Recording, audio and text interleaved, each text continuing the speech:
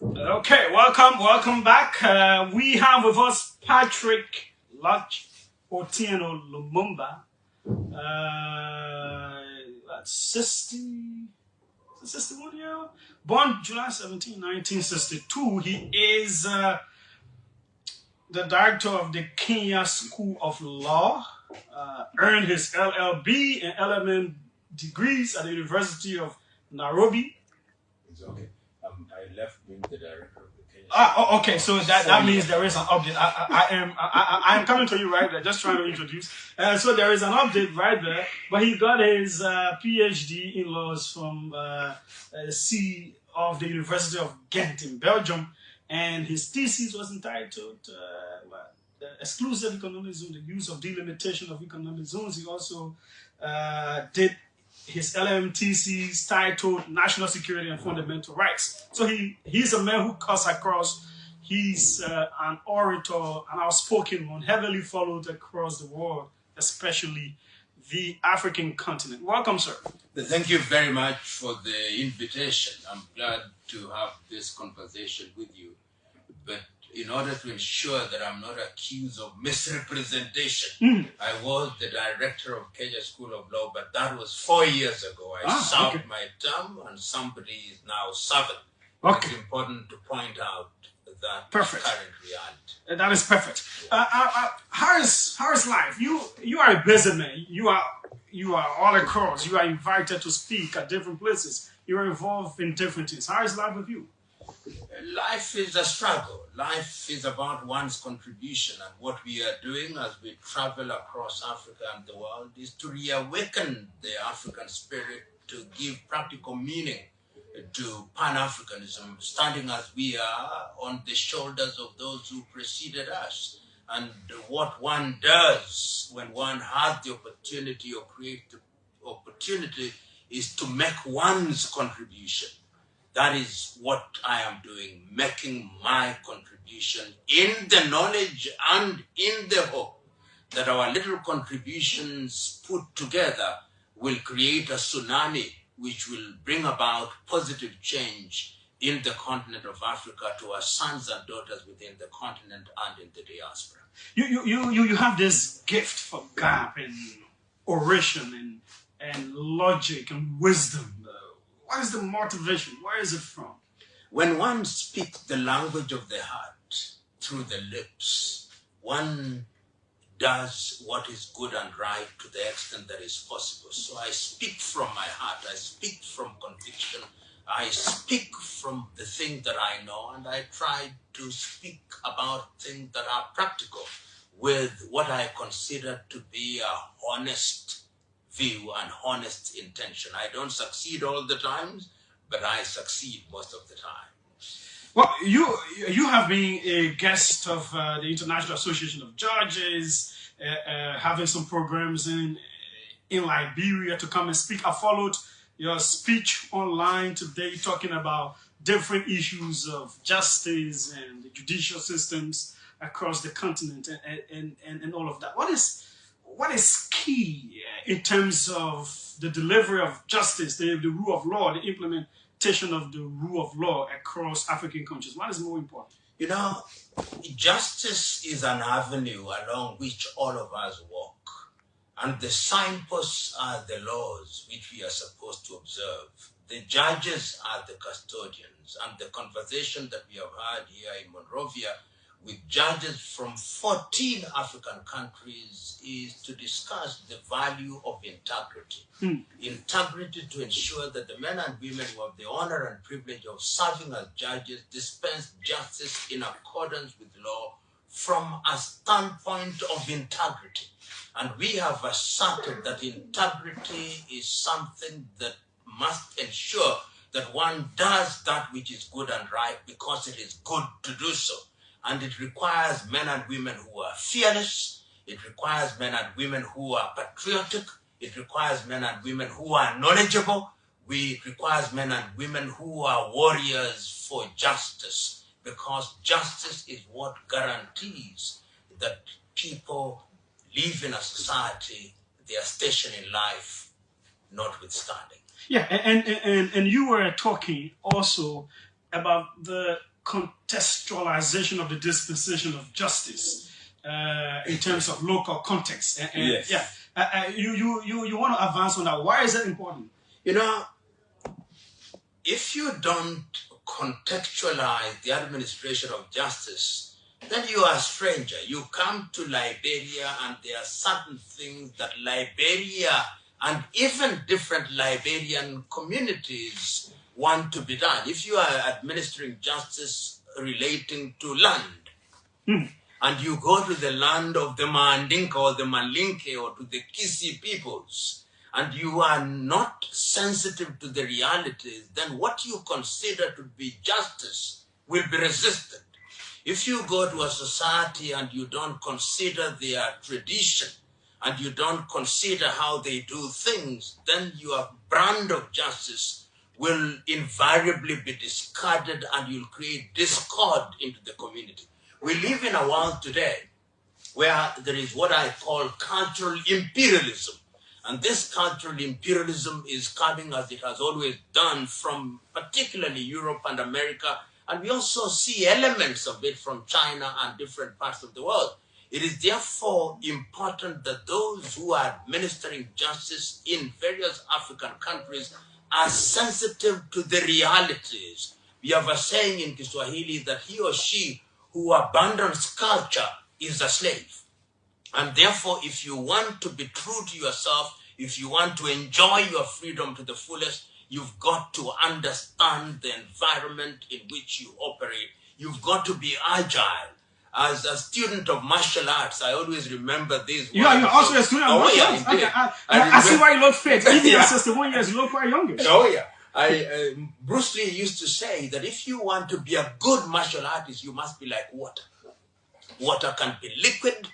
Water can be it can be a gas. Water can also be solid. And in its liquid form, it occupies and takes the shape of whatever it occupies without changing its quality and character. And that is what we need to adopt and adapt in order to be relevant. Remember also that Africa does not exist in isolation.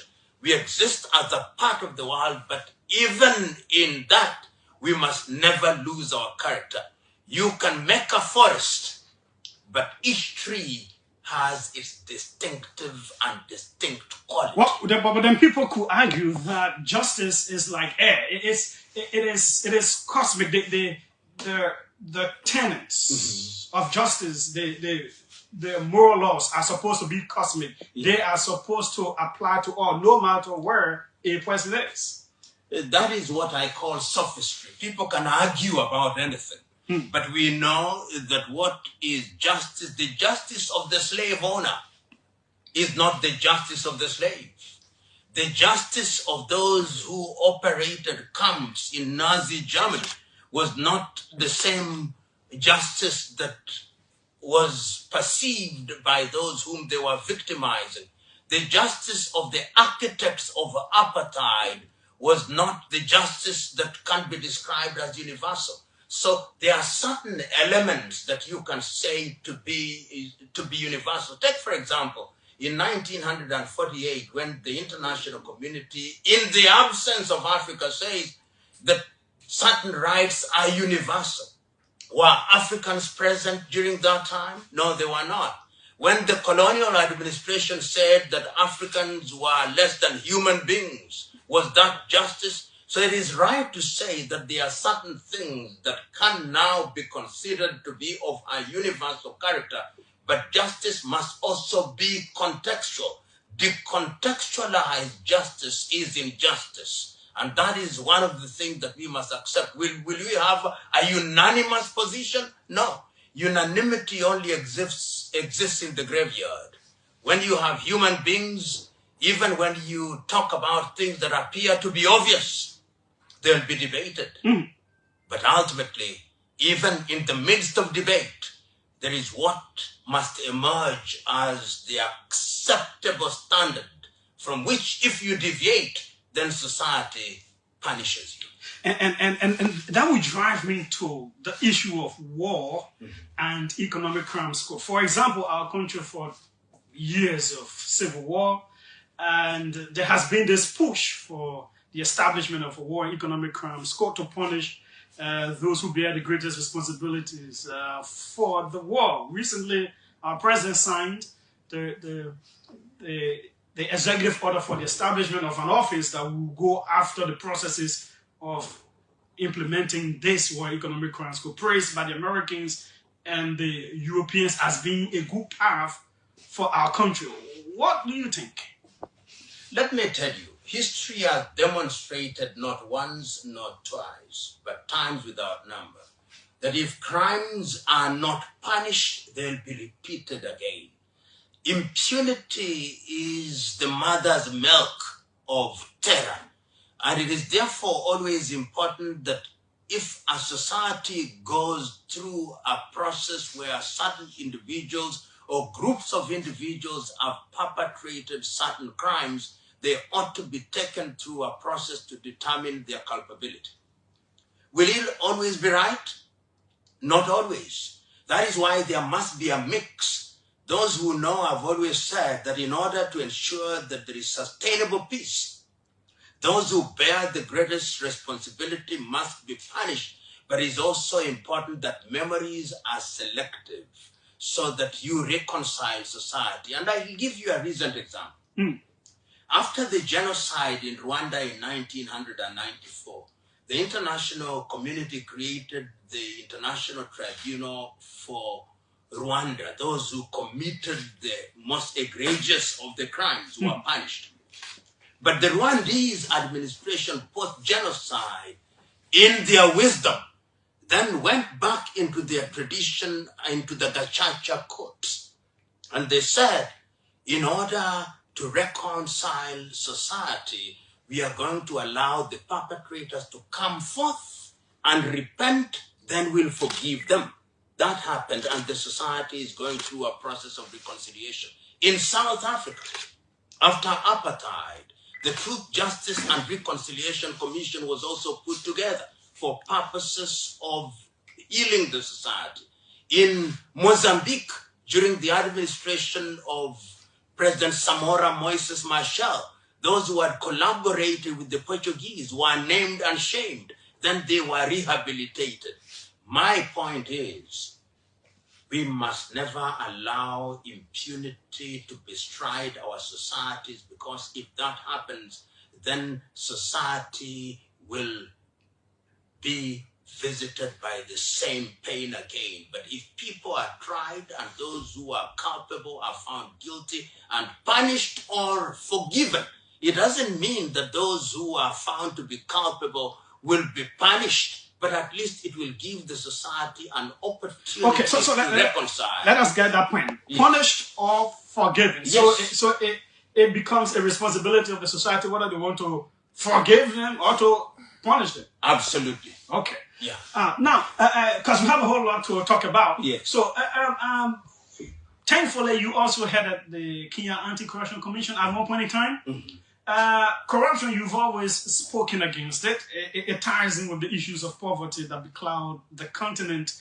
Countries are so rich, like for example, our country, rich in a whole lot of resources, with a highly younger population and all of that. But we are still poor. We sit among and over riches and resources, but we are still poor. What is happening here? You know, the conundrum of poverty in Africa is an oxymoron, and I'm using this very deliberately. We are possibly one of the richest continents on earth with the poorest people on earth. And even if you look at the individual countries, look at the resources, the rubber, the ore, the uranium, the gold, the diamond, our soils which are fertile. One person once said that poverty is a choice which African politicians have chosen because it is in their best interest to keep their populations poor so that they can manipulate them. And I hold the view that African countries are number one poor because the quality of leadership that we consistently give ourselves are not in the business of trying to resolve the problems that chain our people. It is also true that there are external players who, because of our disorganization and the greed of our politicians, continue to manipulate us, with the consequence that our country's resources are still exported in their raw form to those countries. And thirdly, we ourselves, we the population, are also complicit, because when we are given an opportunity to elect good men and women, invariably in Africa, 9 out of 10 times, we choose, as I've said before, we choose hyenas to take care of our goats, and when the goats begin to die, we begin to wonder what is happening. So it's a combination of factors. It is now the duty of younger Africans to make demands. That is what has happened throughout history. It happened in Europe during the French Revolution. It happened in China. It happened in South Korea. We must be consistent in making demands and also participating to ensure that we change the circumstances of our countries by rolling up our sleeves and doing that which is good and right for the benefit of this generation and generations yet to be born. Let me take you to point one about the quality of leadership and making mistakes. The population will argue that we may not know the intentions of people. Politicians will present themselves as having the best plans and the saviors and here and there, and we elect them and they mess up. So how can the population know who the best leaders are that will actually move the country forward? You know, it allows me to answer a question that you posed about corruption in the first place. Most African politicians engage in corruption, and that is one of the factors that undermines our well-being. We people now go into politics in Africa because it is the shortest avenue to acquiring material wealth. But coming to the question that you posed about knowing the intentions of individuals, you know, I've always said that leaders do not become bad. Power does not make people bad. Power reveals who people truly are. And if you care to examine people correctly, you are able to identify who is not and should not be a politician to serve you. So this idea that we were misguided, this idea that we were confused is, in my view, largely without merit. If a politician comes and tells you, I'm going to give you money in order to vote, if a politician comes and tells you, vote me because I'm your tribe, if a politician comes and tells you, vote me because I'm from your religion, that leader, that politician is without merit. Julius Nyerere of Tanzania used to say that any politician who is bankrupt of ideas will always appeal to religion or appeal to emotions and tribe and use bribery. But any politician who wants to serve their country will present an agenda and will not overpromise. Okay. Because when they overpromise, they cannot deliver, because they must be modest in what they are capable of achieving. So even as we accuse these individuals, we who are the voters, and I do not know, but I think it is Corazon Cojuangco Aquino of Philippines, at one time the president said that what is called democracy, where the voters do not know why they are voting, is nothing but a confederacy and a conspiracy of fools. Wow, quite powerful, and it almost reminds of the earlier topic I was talking about, over-promising what you can do in a particular time frame. In the second point, you also mentioned outsiders manipulating our leaders and politicians. Who are these outsiders? And when you talk about exporting raw materials to their countries, why is that a problem? Why is it wrong? You know, there is a sense in which there are different types of outsiders. There are those who have what I call the political, geopolitical interests. These are the big powers. You'll find powers from Western Europe, from the United States of America, from Russia, from China. Lately we see even the Emiratis, the Turks. And that is the law. The reality of the world is that it is the law of the jungle. Survival of the fittest and the dying of the least suitable. And if you are not organized, and most African countries are disorganized, we operate in silos, and therefore we are easy to manipulate. And if you allow yourself to be manipulated, the European Union will manipulate you, the Americans will manipulate you, the Turks will manipulate you, the Chinese will manipulate you, Russia will manipulate you, the Japanese will manipulate you, because you are weak, and every country does what is in their best interest. When you hear some of us say that the safety for Africa not only requires but demands that we work as a united force, we mean that that is the only way in which we are going to ensure that the neo-colonial project does not succeed. Because as Kwame Nkrumah said many years ago, the colonialist does not change his DNA. He simply wears a different mask. He comes, once he had ceased to be the colonialist, he now comes as an investor. And they have appetite for things. They have appetite for iron ore. They don't want you to add value. They have appetite for rubber. They don't want you to make tires and to make gloves. And it is our duty to realize what our self-interest is. That is what Africa does not do as often as it should.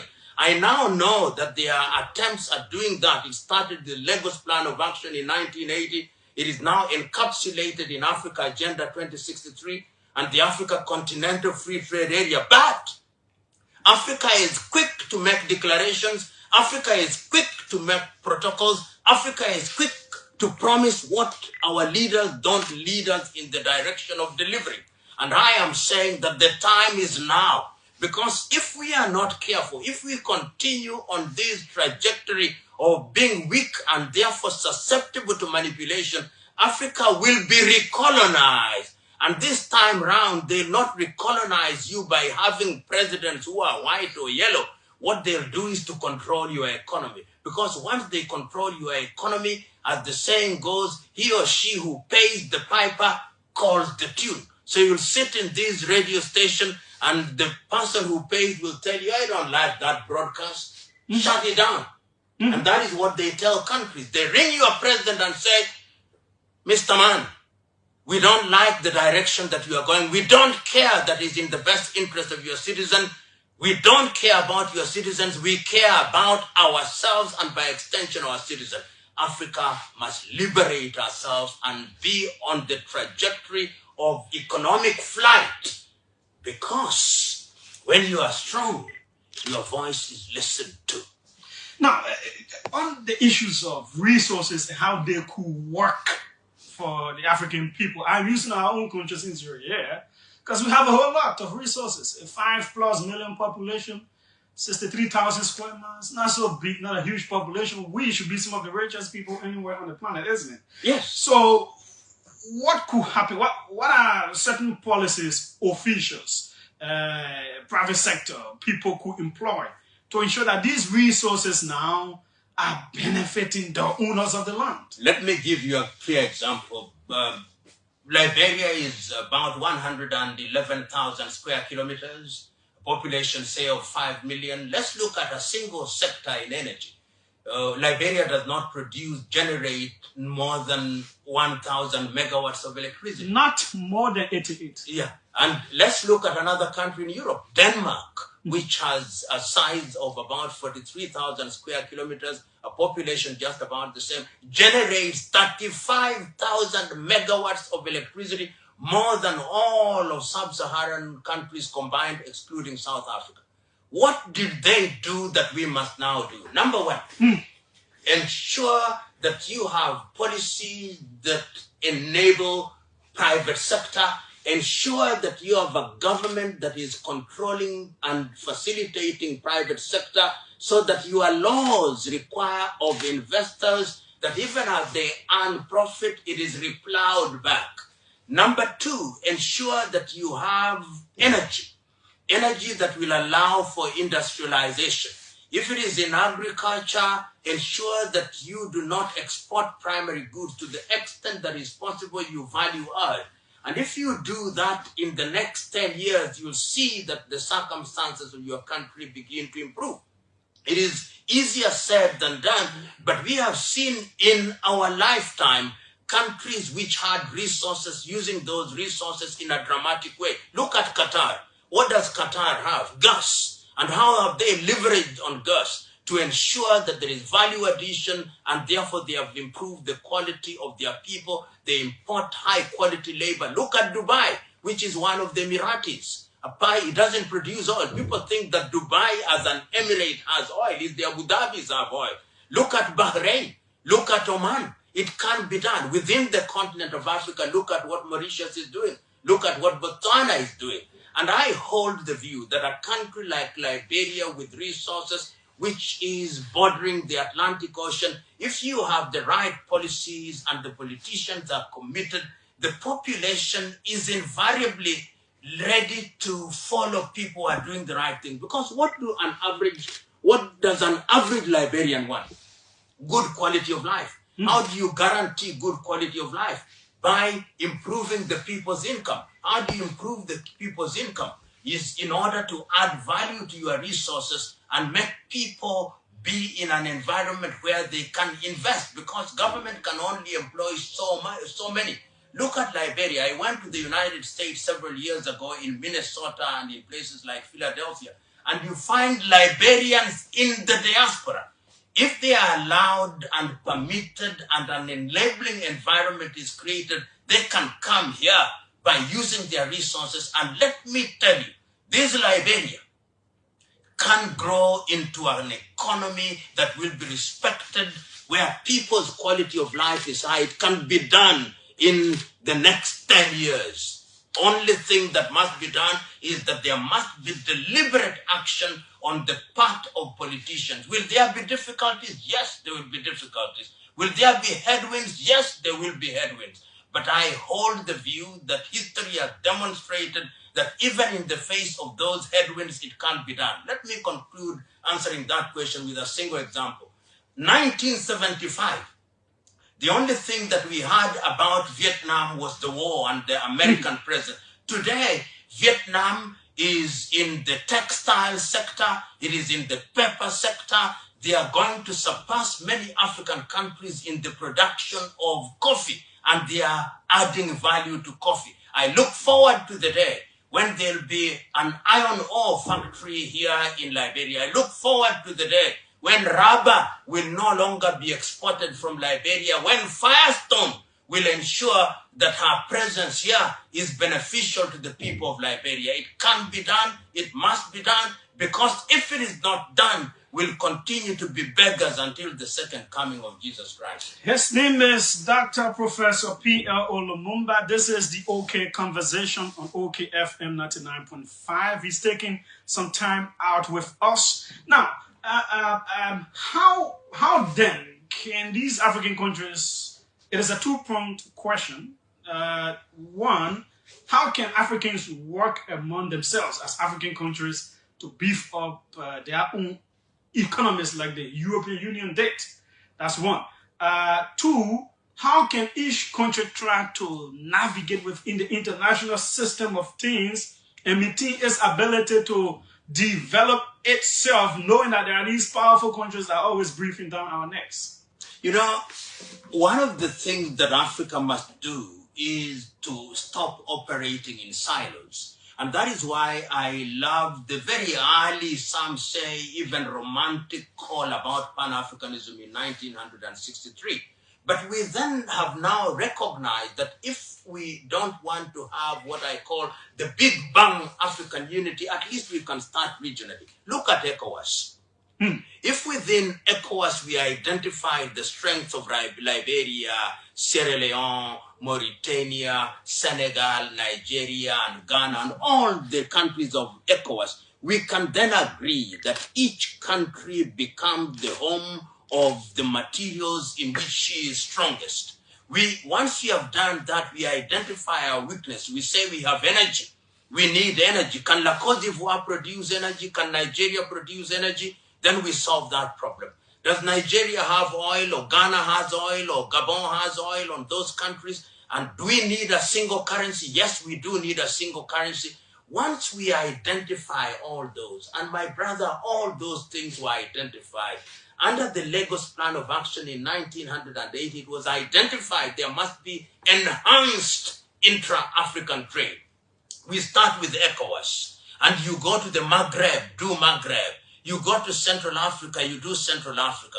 You go to East Africa, do East Africa. You go to the Horn, do the Horn. You go to SADC, do the SADC. And within that, you then aim to be continental. And one of the things that you want to do is to remove the visa regime. How can it be that when I travel from Nairobi, Kenya, I require a visa in Liberia? I shouldn't have it. Because a European today is capable of traveling from Bratislava in Slovakia through to the Canary Islands or through to Lisbon in Portugal without a visa. And they are using 27 countries or thereabouts are using a single currency called the euro. But here you come to Liberia, the dollar. You go to the next. We have two kinds of dollars. You go to the Liberian dollar. Yeah. Then you go to the Lassi. Then once you do that, then you are weak and you cannot facilitate. So you look to the United States of America as your Mecca and as your true north. And therefore, you don't care about the continent of Africa. I believe that these things can be done, and they can only be done if we collaborate. If, for example, the European Union wants to negotiate with Liberia, they should be told, no, we are going to negotiate with you in the context of ECOWAS or in the context of the African Union with the Liberian issues being discussed in that context. But today, you hear China coming here, we are negotiating with the Liberia. Every country with Liberia. Then at one point, we are negotiating with ECOWAS. Then we are negotiating with the African Union. The more confused we are, the safer they are. And they love it that way. Then they invite you to their countries and they offer you 21 gun salutes, or they allow you to do a few things and you think you are equal. If the economy, the GDP of Liberia is smaller than the GDP of Shanghai. Yeah, by far. By far. So Liberia is safer within ECOWAS. Liberia is safer within the African Union. And that is true of Sierra Leone, it's true of Mali, it's true of Benin, it's true of Gabon. That is the gospel that we must preach across the continent of Africa. That is the gospel that Nkrumah preached. That is the gospel that Sekou Touré preached. That is the gospel that must remain alive. That is the gospel that we are now and hope that President Boakai will begin to preach. Because if he begins to preach it, then his foot soldiers will understand one thing, that the Liberia we want to build is a Liberia whose sons and daughters will be proud of. A Liberia, when I was in school, I used to hear that Liberia had one of the largest populations of ships sailing the seas with her flags. That is a source of income. It still does. And it should monetize it. I want to hear that Liberia earns $2 billion out of that. It can't be done. Panama does that. I want to hear that. I want to hear that Liberia attracts 20 million tourists, not 500,000. It can't be done.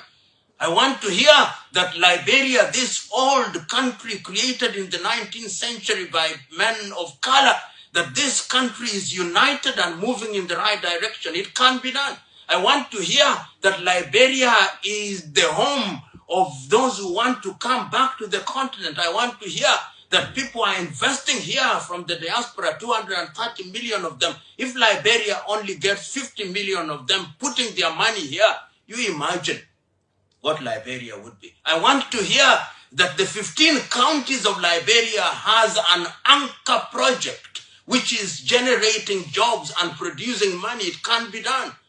And I want to hear that Nigeria has ambassadors drawn from African countries who are saying the place to go to is Monrovia in Liberia, and there'll be a flag standing and calling Africans, come and invest with us for the sake of the continent. It can't be done. It must be done. It certainly can be done. Africa is one of the youngest in terms of population age. There's a terrible story of loss of young Africans dying at sea, crossing over to Europe, and all that kind of thing. What should leaders focus on? So that if their people are traveling out, it is because they want to learn, it's because they want opportunities that they can go the right way and still be beneficial to their own countries. But besides, how can the conditions back home improve so that young people can experience the development of their full potentials and don't necessarily have to take risky ventures? You know, my brother, there was a time I saw and listened to an interview of a young lady drawn from an African country. She had been in Libya for 1 year. And she was asked, after being rescued from the Mediterranean Sea, "Are you not going back home?" She said, "I will never go back home. I prefer to die in the Mediterranean Sea." That is not a normal instinct. And any leader of any country that watches that and does not get pained or touched is an animal. And it has pained me many times that when people are dying in the Mediterranean Sea or off the Atlantic coast, it is the European leaders who convene meetings.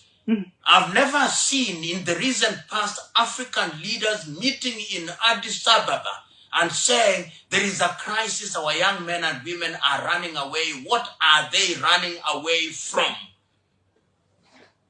The time has come, and you are so right in saying, nobody is saying that young Africans should not look for opportunities outside. They should.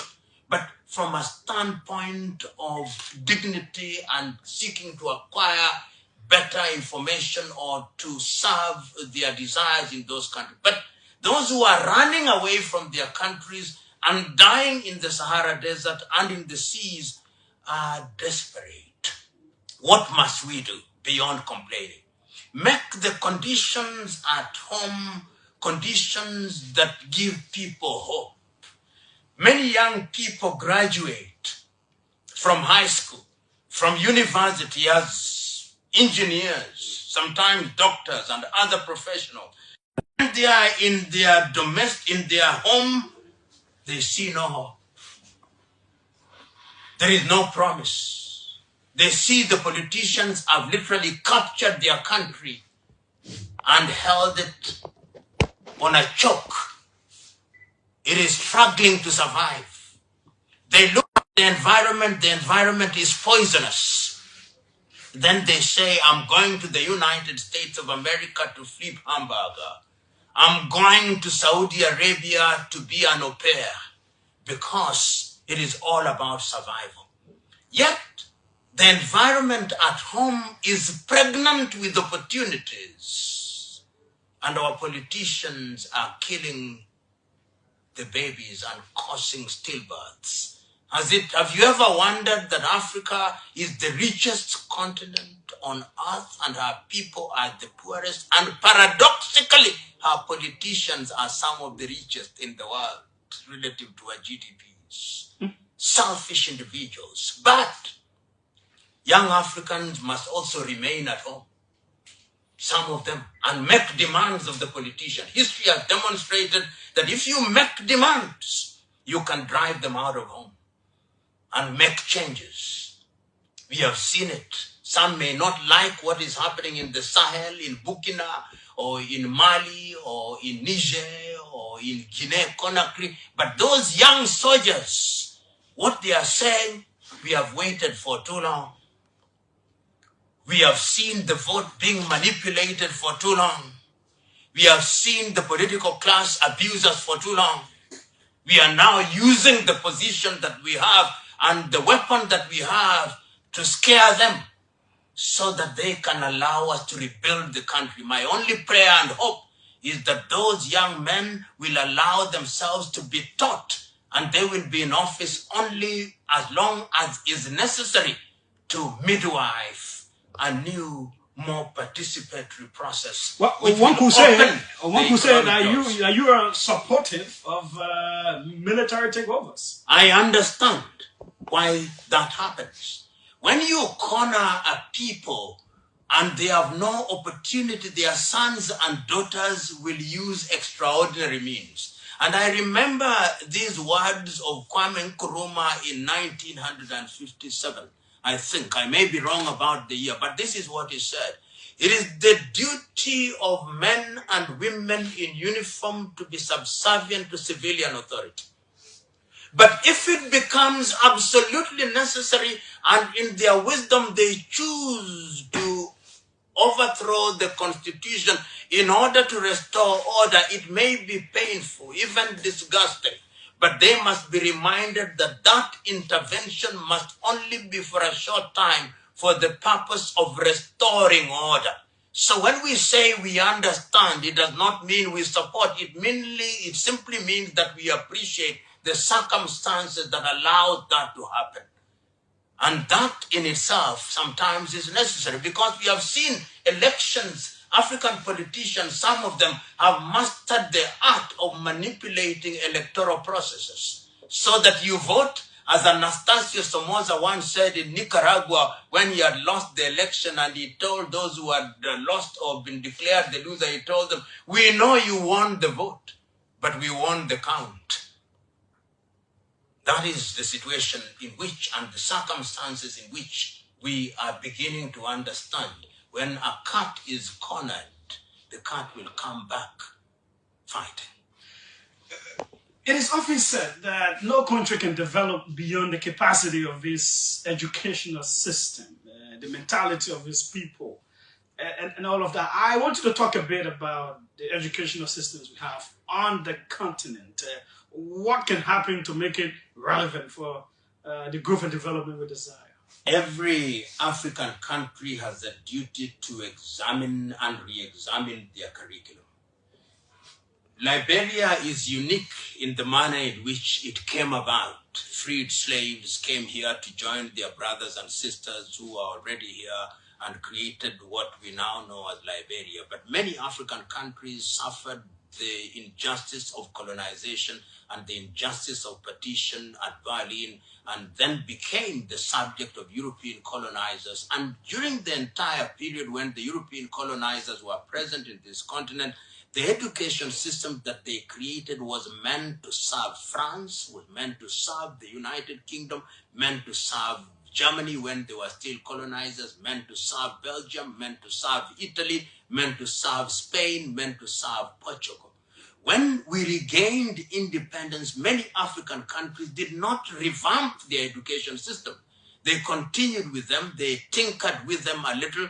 That is why we still have countries, we are producing engineers, but when we want to build our roads, who do we ask to build our roads? It's the Europeans and the Chinese. That is why we have all these qualifications. We have our doctors. When politicians are sick, they go to Arabia or go to the United States of America or to Europe, because we don't have faith in our education system. Are there countries that I can talk about which, after regaining their independence or regaining control of their affairs, have re-examined their education system? Yes.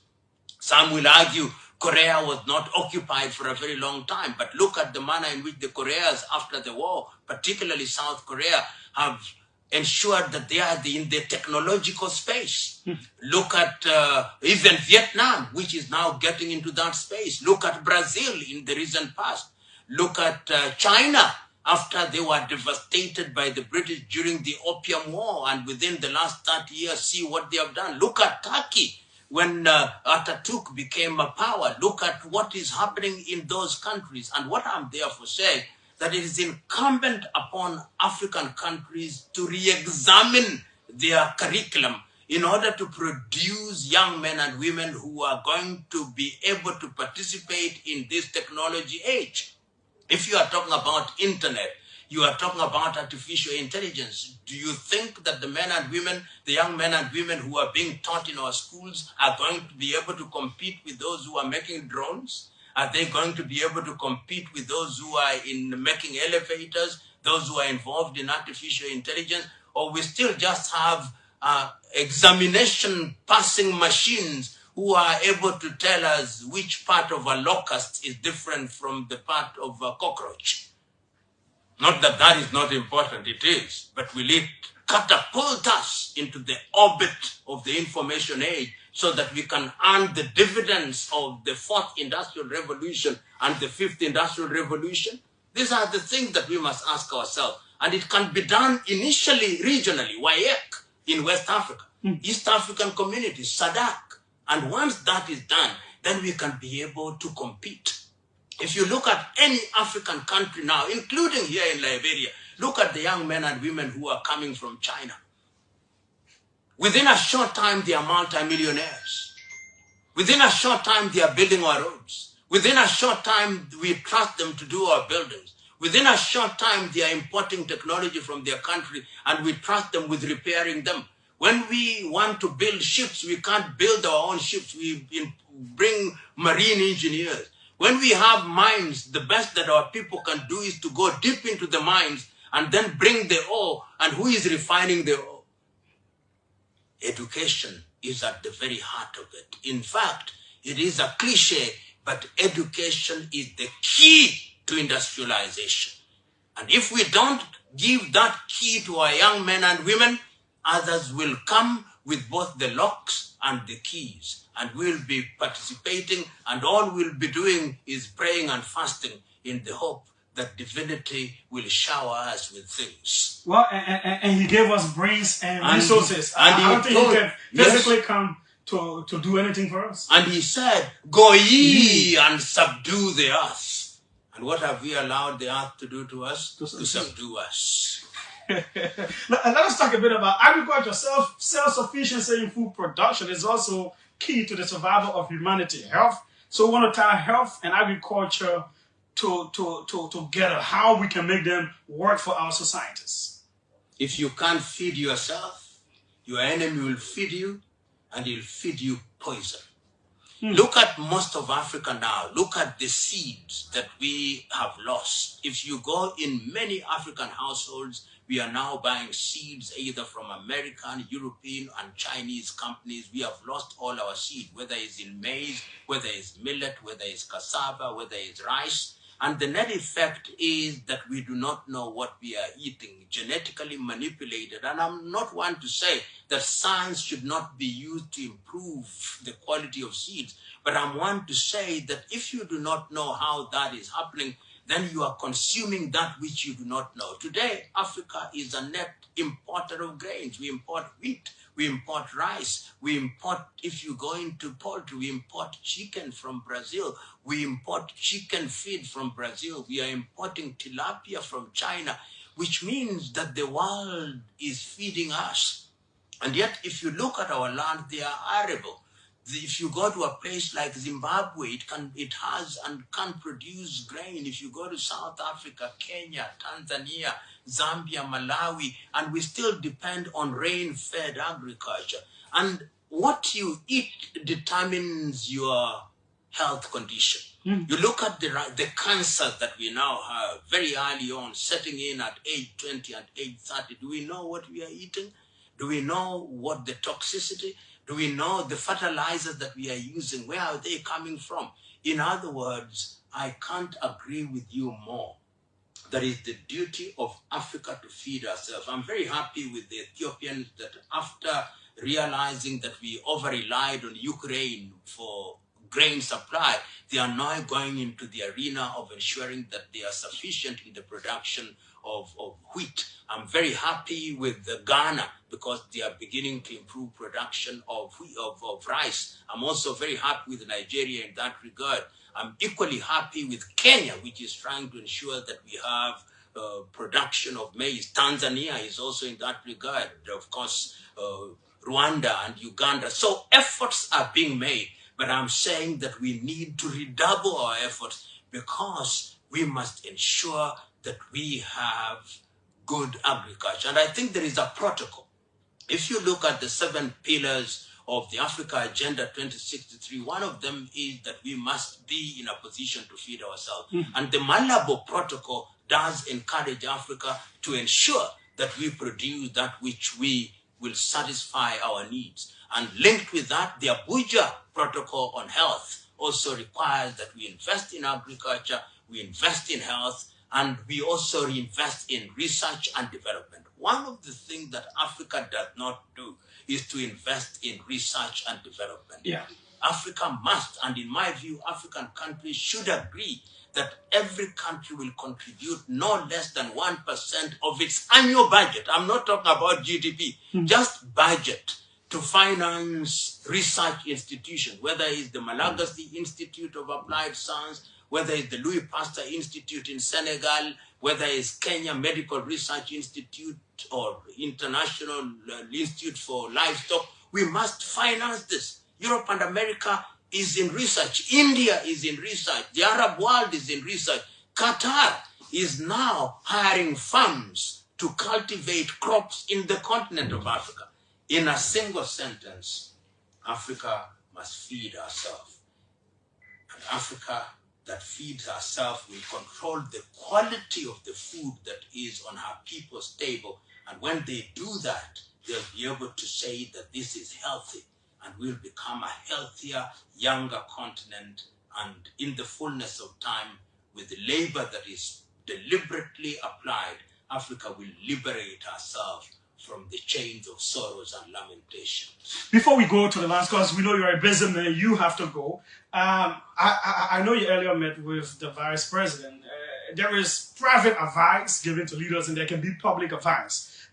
What can you say to President Boakai, elected in 2023 by the Liberian people? And perhaps you could comment on our elections as well. But what could be your advice? As you rightly said, I've had a conversation with the vice president, and a very healthy conversation in my view. Number one, I got the impression that he understands the situation in which the country finds herself. And he has what I call a learning spirit. And that is what you need, a learning spirit in order to assess the situation. And somebody like me and others like me who mean well for Liberia, occasionally to consult us, not that because we are experts, but because we wish Liberia well. We are able, without the advantage of expertise, to tell the politicians whom we want to succeed things that must be done. And one of the things is, number one, you've got to take care of the welfare of young people. You've got to take care of basic things such as agriculture. You've got to ensure that you improve production of energy. You've got to ensure that you give investors confidence so that even as they invest in the country, they can take away a portion of their profit, but that profit must be replowed here. And I believe that that is the kind of conversation that you need. And the administration of President Boakai comes at a time when Liberia, like a number of African countries, are suffering in a very major way. First of all, you inherit institutions that are almost crippled by corruption. You inherit countries which are almost bankrupt. You inherit countries which are over-reliant on donor aid. You inherit countries where there are no employment opportunities for young people. You inherit a country where you have impatient young people who can't wait. What do?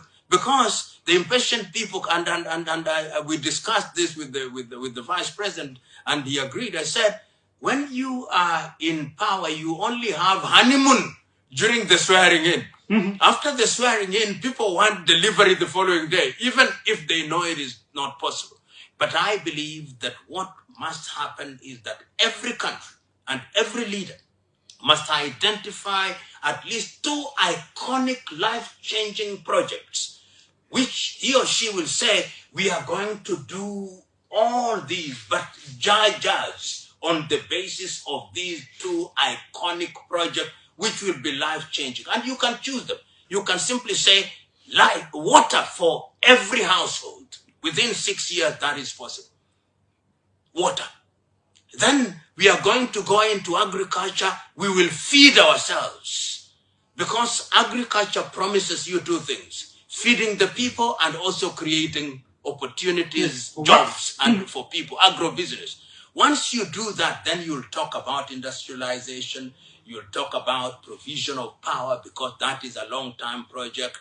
And you do that in the knowledge that within your short time in office, you cannot solve all problems. This is an intergenerational problem, is a marathon relay race. You hand over the baton from one generation of leaders to the other. And once you do that, you'll win the people's confidence. And once you have the people's confidence, they will be pushing, there'll be the tailwind that makes you progress. And you must also be honest with the people. Tell them, I promise you, but it's not going to be an easy ride. There'll be bumps, but together we will work and ensure that we land safely. And fight corruption strongly. Yes. Before we go to the lines, were you holding your breath when we were going to elections in 2023? And afterward, did you breathe a sigh of relief? Yes, indeed. Because, number one, I have a problem. Most African heads of state who are incumbents never want to leave office. Mm-hmm. And I was relieved when President Weah said, we lost these elections. Whatever other sins he may have committed, at least he did not commit the sin of wanting to stick to office when he knew that he had lost the election. Mm-hmm. And I think that was a good thing. And I must tell you that I travel across the continent of Africa, and that act is seen as having been a very positive act. So we are happy that you went through that particular bump without an incumbent saying, well, I won. I won. What can you do? I won the count. I won the count. You won the vote. He did not say that. So we are very happy that that has happened. And we wish the administration of President Bouakai luck. And it's not just luck. We also say it is hard work. It is not easy. In fact, those who know always say, when you get into the office, that is when you begin to realize that it's not as easy as you thought it would be. Yeah. Because you now begin to see things which you could not see when you were outside of the house. And I believe that this is where the road meets the rubber. Councillor Sema Sarenia Sifo says, let Prof. Lumumba draw us through some of the highs and lows of Liberia in the struggle for self-determination in Africa. Let him tell us the fond memories and what needs to be done to revive that great vision. You know, when we read about Liberia, we always said, this country that was specially created. Then we heard about the difficulties between the indigenes and the Americo-Liberians, and we were unhappy that how can one group of people be mistreating another group of people. Then there was the low point after the administration of Samuel Kanyando, and then there was the civil war. That was one of the most painful things, and it was a pain which I think Liberia has yet to recover from.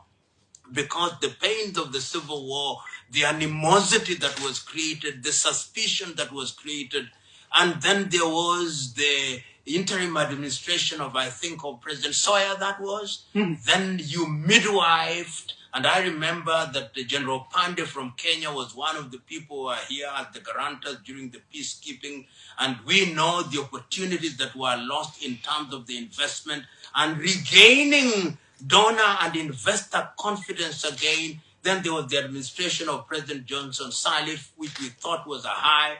Then you didn't fly as high as we thought you would. Then when President Weah came, some of us thought, and at least I thought, that with the clout that he had, using football alone, I thought that he would persuade some of the footballers, multi-millionaires, to adopt each one of the 15 counties in Liberia to build industries. That did not happen. And when I hear and know now that even Liberian civil servants had not been paid for months, then it was a disappointment. And I hold the view that it could have been better during that administration. I now hope that the administration of President Bouakai is going to ensure that those holes are sealed and will set Nigeria on a flight path. Liberia will set Liberia on a flight path so that Liberia can attain her position. You know, Liberia is iconic. It is iconic because it gave us an opportunity as persons of color to say that it can be done. And if Liberia succeeds, as I want her to succeed, it will be able to send a clear message from Monrovia that it can be done. President Bakai's administration now has that unique opportunity to make Liberia great again. President Bakai's administration has the unique opportunity to make Liberia great again. The words of Prof. Dr. PLO Lumumba right here on the OK Conversation on OKFM 99.5. We'll take few calls. We have to let him go, but we'll take few calls on 0777 700 995. The international number has been pinned for those of you who are overseas to also make your contribution to the show. Let's see who's coming in from right here. Let's start from international. Welcome. What is your name and where are you calling from? My name is Julius Jeh. Where are you calling from? Professor. Where are you calling from? From the state. Yeah, I'm calling from the state of Colorado. Okay, go ahead. Mr. Lumumba, thank you ever so much for all your kind words. Indeed, you are a good man. Now, I noted all of your intellectual thoughts align with that of the ELF leader, Julius Jeh.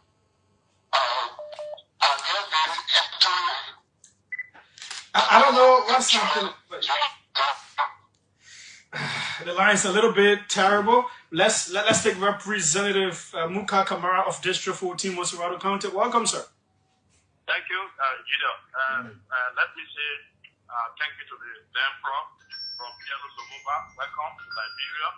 I just want to know whether the Prof in the near future we have some interest in having time with us in Liberia to at least get at the University of Liberia to lecture us about the Pan-African activities in Africa, how to help Liberia to grow in the Pan-African. So like you want him to spend some time here, like weeks, months? like come and month with us. No, I'm coming. On board with the Pan-African ideology, okay, so that we can follow him more as time go back. No, I will be coming hopefully in the month of July, and you know that we have now established the Pan-African Institute with the first institute at Lukenya University in Nairobi. The next one will be at Eden University in Lusaka, and we look forward to establishing a relationship here in Liberia. So I can promise that we will try to spread the gospel, and I hope that you will be one of the individuals that will work with us. Okay, thanks so kindly, sir. Welcome. Let's hear you. What's your name? Good evening, Junior. Yeah. And good evening to the Professor Lumumba. I'm John B. Moba. I'm from Getty Street. Go ahead.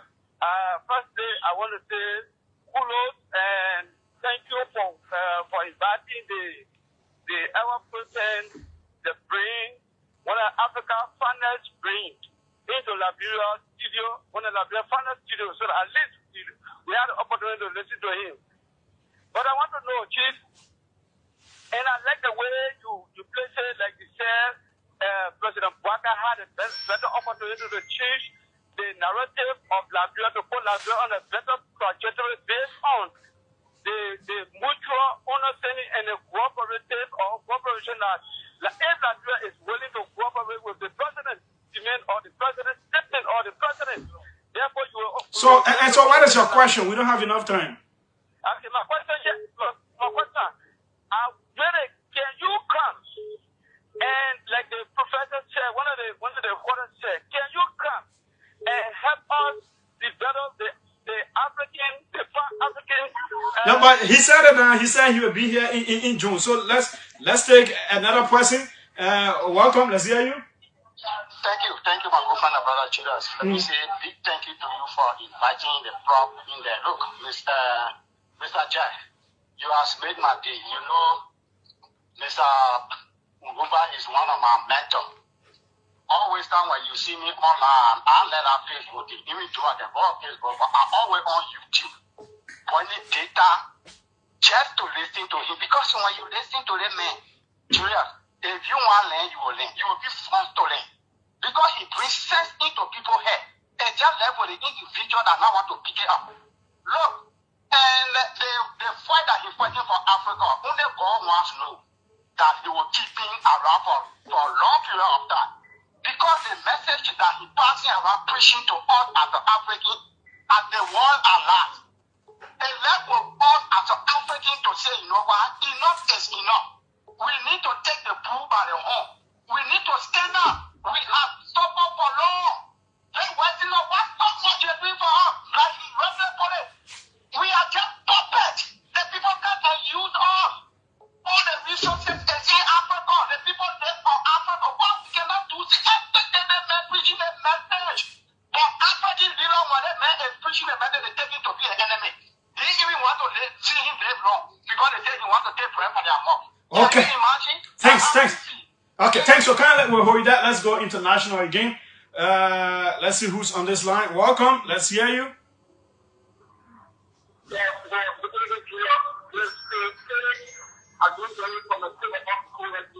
Okay.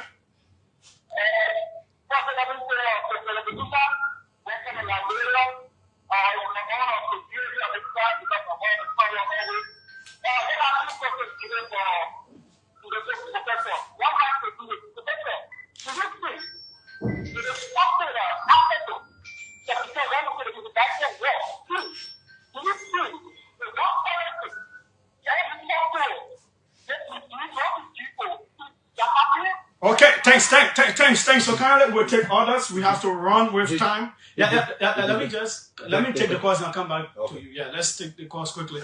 Welcome, let's hear you quickly. Thank you, Julius. This is Blake, and let me say that foreign investment that comes to Africa had no intention to make African rich. I had this debate with few guys these few days, telling them that, look, these guys come and they milk our resources, they leave our country deplorable, and they leave us in poverty. A peer example, my father worked with Firestool for 24 years. I had to build his house. He worked for 24 unbroken years. The 25th year that he's supposed to retire, Firestool pensioned him. And just like that, he benefited nothing. So I appreciate what you said. And Julius, I love the way you posed the question. And we need to take these advices. If the government would just take these advices that you have given, I think Africa can be a destination of progress. Thank you so much. Thanks. So kindly for your call. Let's take this one on this line. Welcome. Let's hear you. Yeah, good evening, Julia. And I want to say welcome to Liberia, Professor PLO Lumumba. Or Yahuwah, welcome to our sweet land of liberty. So in a country like Liberia, where people are living below the poverty line and life is so difficult to the extent that government has failed to provide job opportunity for its people, and the government that is being elected is calculating the people by taking breath from the mouth, Professor. So what do you think will be a kind of advice to the government in doing such thing? When you say taking breath from the people's mouth, how? That is to say that the government is now in the process of removing cyclists from the street. I mean, also getting you mean taking the motorcyclists from the main roads? Getting them from the main roads. That what you mean by taking breath from their mouth? Yeah, that's taking breath from their mouth, and then also downsizing state securities in the name that they have not been able to go through the referral process, and so without taking up the necessary mechanism and putting the necessary mechanism into place. So what you think would be a kind of appeal to the government instead of causing chaos in this country? Okay, thanks. So kindly, he will speak to that. Let's see who's on this line. Welcome. Let's hear you quickly. Thank you very much, Julius Jeh. This is Abu Bakar. Go ahead. I'm calling from Monrovia. Let me say thank you to the very learned professor. Professor, you have always taught us about the activities, the way in which the powerful countries have treated Africa, the continent, as. But if you were to do what I saw, to choose between America, China, and maybe Russia, as we are seeing the Burkina Faso, they are tilting towards that. What would be your advice looking at where will Africa stand to benefit more? Or is it that Africa benefits nothing from dealing with these powerhouses? Okay. Thank you very much. Okay, thanks. So kindly, if they align with from whom can they benefit more? Who's here? Welcome. Hello. Yeah, good evening. Julius Jeh, this is Lafayette Bena. I call you from my residence in Broadview. I'm happy to be on your show today. It's important for some of us who have believed in the ideological concept of Lumumba to be on a show where we will be able to give our opinion and some of the things that we want to learn from the professor, moving forward. He put across on the vision, on the basis of African unity, and he did not stop that far. He came to Liberian politics, which brought him, Mr. Jeh.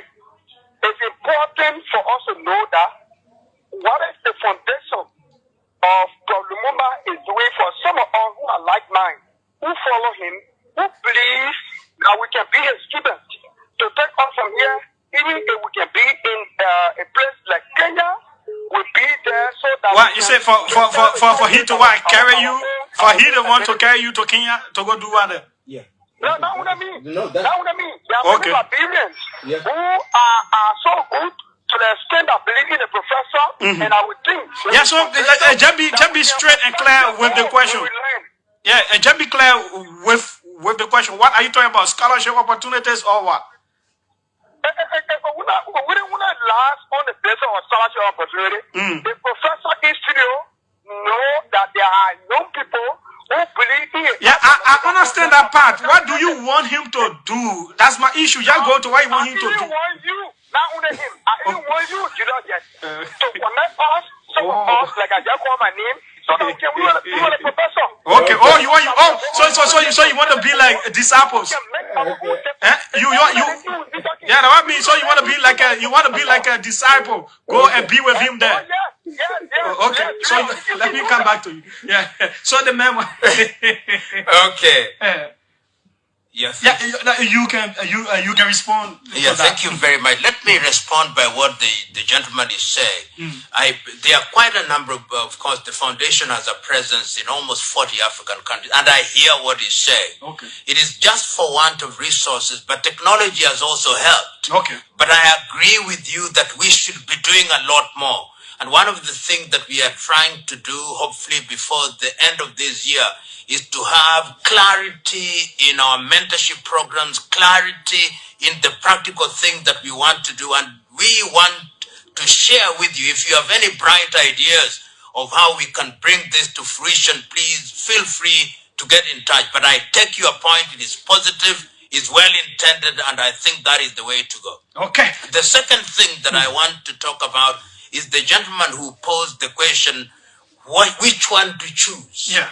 There is no question of choice. Remember, all countries, whether it's Russia, China, the United States of America, define their national interest. Okay. And when they engage with us, they do that which is in their national interest. It is our duty as African countries to define what is in our national interest. And that links up with what the gentleman has talked about Firestone. We've got to, Liberia as a country must now re-examine the kind of agreements that it entered into with Firestone many years ago. So that if there was a sharing ratio, that ratio should now be improved. And if there was a need for technological transfer, if there is a need for workers' welfare, and this is not only in Liberia, you go to countries where there is mining such as the Democratic Republic of Congo, Botswana, countries are now renegotiating the kind of contract that they entered into because, as Zambia's Simon Kapwepwe once said, the so-called colonizer will one day come back to Africa as investors, but they will not be investors, they'll be rapists. How do you stop them? By ensuring that you are clear that if you are going to mine my uranium, 50% of that income must come back home, and within 5 years you must have a smelting plant. If you are going to mine my gold, you've got to ensure that we have the capacity. John Joseph Pombe Magufuli did that in Tanzania. I think Yoweri Kaguta Museveni is now talking about it in Uganda.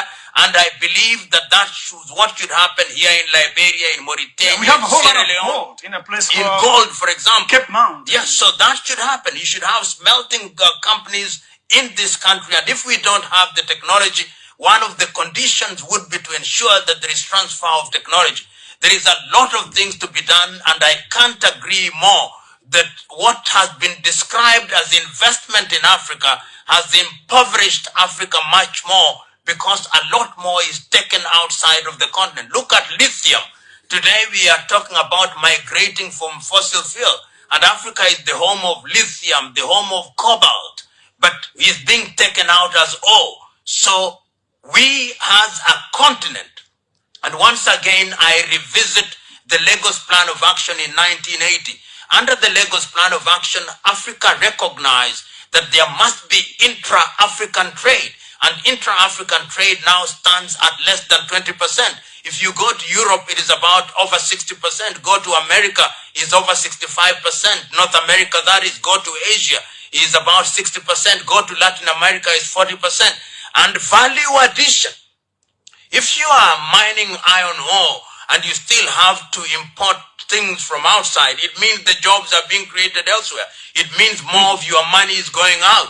If you have liquid gas and it still has to be taken by Total Energies or Rubies or ExxonMobil, or if you have oil and you still have to export crude and import the refined, and you lose all the byproducts, then you will talk about investment, but there is no investment. So our duty as countries, our duty as a continent, I would want to imagine, for example, that the administration in Liberia and in Sierra Leone, when you get into power, one of the things that you must do is to ask your Ministry of Trade, your Office of the Attorney General, your Ministry of Mines, I want to see all the contracts that are live, and I want to re-examine them to ensure that Liberia does not have the short hand of the stick. That is what we must do. It is going to cause pain. It is going to earn you enemies from outside, but it is what patriotism demands for the better of the country. Let's just squeeze in a few more, then we'll let you go. Yeah? Yeah, just few more. Yeah, the prof has to leave, folks. But let's just squeeze in a few. Just 3 calls. Just 3, then we wrap up with him. Welcome. Let's hear you quickly. Hey, how you doing, Julius? Yes, go ahead. Let me say hi to the prof. This is Godwin Ware Jr., and I'm joining you from the car web there. Well, I just want to ask I want to tell the professor thank you for coming to Liberia, and I also want to tell you thank you to you for bringing him to the studio.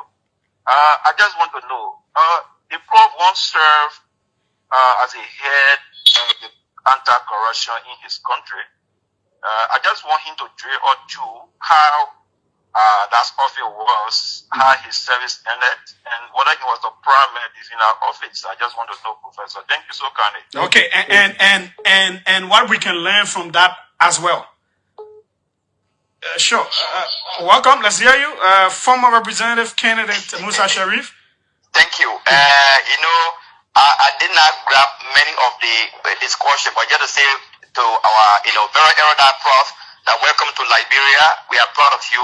A part of Africa, and then let me stop there and listen to the prof. Okay, thanks so kindly. Let's squeeze in this final one. Welcome. Hello? Yes, go ahead. Yeah, Brother Julius. Yeah, sorry for background. I don't... Fine, go ahead. Let's hear you. Okay, man? Yes, okay, FM. Go ahead, sir. Okay, thank you very much. My name is Mohamed Mbalo. I'm calling from Kawa. Okay, I just want to appreciate you for at least bringing a prof in the studio for us to get a high level of education this afternoon. I'm somebody who just lives in Lumumba. I always follow him every time since social media on YouTube. I just want to appreciate you really. Okay. And thank you very much. Okay, thanks so kindly. Quickly, let's hear you, media man Benjamin Myers. Yeah, good evening, Julius, and good evening to Prof. Patrice Los Otiano Lumumba. My name is D. Benjamin Myers, and I'm glad to be on your show. I think the Prof laid out some very quintessential issues that must not be ignored. Because if we historicize the economic model that was developed as at the founding of the nation state, you realize we will usually extract our raw materials and export them to other countries without value addition. In the mid-60s, when we were at the height of our economic boom, we became so much of an economic sensation to the point that we were 6 million above Japan in terms of our national reserve. That provoked a team from Singapore to have visited the shores of Liberia to do a study on our economic model, and they borrowed that concept. Today, Singapore is a developed nation. We brought Firestone, gave them 99 years contracts. After more than 100 years of running this particular obsolete, backward economic model, Liberia remains an economic basket case. And I'm sure this happens to be the fate of many African countries today on the continent of Africa. So I just want the Prof to further elaborate on, he talked about it a little bit, but how can we get our leaders to implement the beautiful recommendations he's giving? Because we said this time without number that we need to add value to the product we are extracting from our soil, and this is the only way we can have a sustainable investment in the country. But it seems as though all of our pieces of advice have landed on deaf ears. So we want to develop a methodology on how we can get this grounded in the minds of our leaders to realize that this is what should be done, not necessarily for the country or for the continent of Africa to self-leverage. Thanks so kindly, Ben. And when he leaves, I think the guests who were supposed to come did not come. I think they themselves are enjoying the Prof. We will continue with the course when he leaves, but we have to let him go. So those were the final batch. Of course, we come back to him now. I think the question that has just been posed with a sound historical rendition of what happened to Liberia in the 60s and the Singaporean. You know, this story of Singapore and Korea is common. In East Africa, we talk about Kenya having taught South Korea. We talk about Uganda or some other country having lent these countries. What did they do? Part of the African problem, as I see it, is that our politicians think from election to election. We think in cycles of elections while those countries think intergenerationally. If you look at Lee Kuan Yew's book From Third World to First World, you see a leader that is not thinking just about the next election. When you look at Mahathir Mohamad in Malaysia, he's thinking about the next generation. When you think about Siwur Sagur Ramgulam in Mauritius, you see about the next generation. Our politicians must stop thinking in 5-year, 6-year election cycles and must know that what they are running are administrations, which are divided into 5, 4, or 6 years. Once they do that, the looting and stealing instinct, which is the instinct that governs most of our politicians, will disappear, and they'll begin to engage in legacy projects which will define how the countries go. If they do that, we'll then have a grand agenda for the country. The grand agenda will even be 100 years, because what Liberia needs does not vary from every administration to every administration. It is constant. It is the modalities of implementing. If we all agree that in the next 20 years, Liberia needs to generate 5,000 megawatts of electricity, it should not matter who is in power. If we agree that Liberia needs to feed herself, if we agree that Liberia needs to industrialize, if we agree that we need to revamp the education system in Liberia, what is going to happen is the modalities of achieving, but the target remains one. But if we think that if I take over from a particular administration, if they were building a road, I stop building that road, I start my own road, then we'll always be beginning things, will grow in size, but will remain children forever, ever in diapers. That, I think, is what the countries that I've mentioned have talked about. Look at Singapore. Without any resources we call natural. Just using the human resource. Look at Dubai that I talked about, in the continent Mauritius. So I think it must be done, and I believe that Liberia is in a vantage position of doing that. And then, to answer the question that was asked, my experience in the fight against corruption for 11 months is that your typical African politician is not interested in the fight against corruption. What they are interested in is to create the impression that corruption is being fought. And you can see it. Look at many African countries. Look at the amount of money that politicians are quick to accumulate while they are in office for a very short time. If you bear your fangs and you say and you are committed to the fight against corruption, then your life in office will be very short. My life in office and my entire administration, the top echelon, was only 11 months. And if you look at my certificate of termination of office, it says by change of law.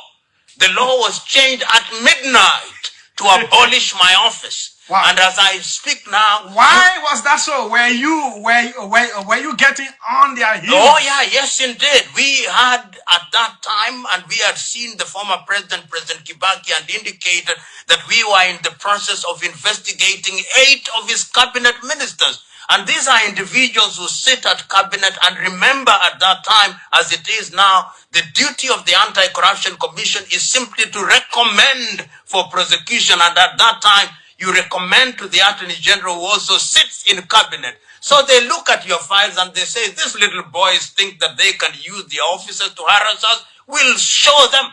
And you then become the subject of defamation cases. You become the subject of threats. It is not easy. But yet there must be people in the society who are prepared to fight. Right now, if you go to a country like Malawi, you'll see the plight of the lady who is trying to fight corruption. If you go to South Africa, you saw the fate of McCarthy, who had to run away and went to the World Bank. Nuhuri Badu in Nigeria. So the fate of any individual or any group of individuals who are interested in the fight against corruption is, number one, you'll be targeted. You will also be maligned. Because if you think that, and they have the machinery to do that, and unfortunately, even the people in the society are quick to blame those who are fighting corruption. They say, oh, when you are, I remember at one time, we had recommended the arrest of one individual, and he hired a group of individuals who came singing to our office saying, he is a thief, but he is our thief. Why are we targeting our thief? You can imagine. So that the social acceptance of the corrupt in most African countries, either based on corruption itself or ethnicity, is one of the things that hampers the fight against corruption, because impunity is alive and well.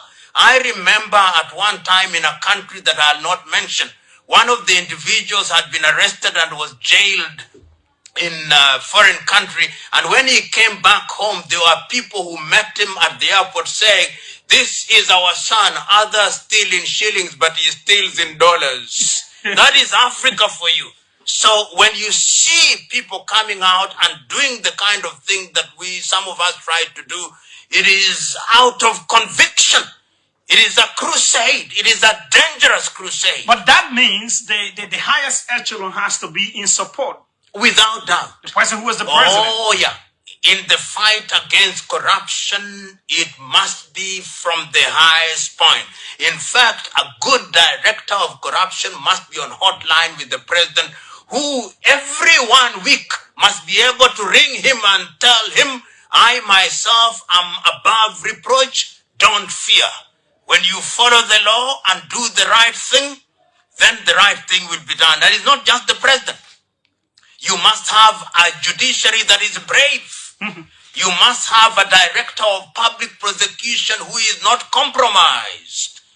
If you don't have those ingredients, a presidency that is committed, a director of public prosecution that is committed, a judiciary that is committed, then you who are investigating in corruption, you are lonely and exposed. His name is Professor Dr. PLO Lumumba. We will let him go. He's a busy man. He says he will be back in June. Maybe we can have a 2-hour conversation when you are back at that time. Indeed. Yes. Folks, we are so grateful to the Prof. And we say thanks so kindly to Madame Lovetta Bellisendolo, who was able to make this happen. We are taking a break. I will be right back.